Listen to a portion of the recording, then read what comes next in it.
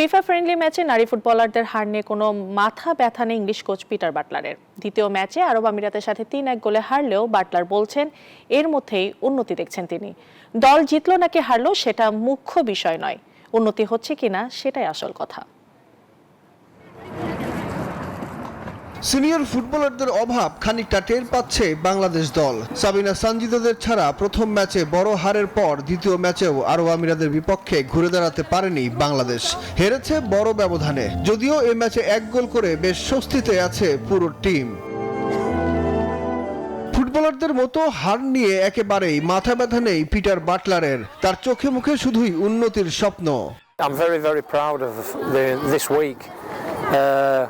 I've been in football a long time, and sometimes when things are stacked against you, I'm not from a win must win mentality. I'm from a development mentality.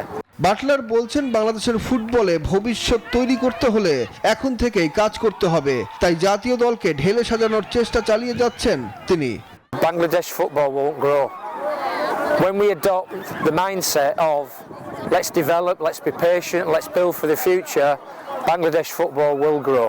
Bangladesh দলে যেসব মেয়েরা আছে তারা প্রত্যেকেই দেশের বড় সম্পদ বলছেন এই ব্রিটিশ কোচ। সুখন সরকার, নিউজ 24।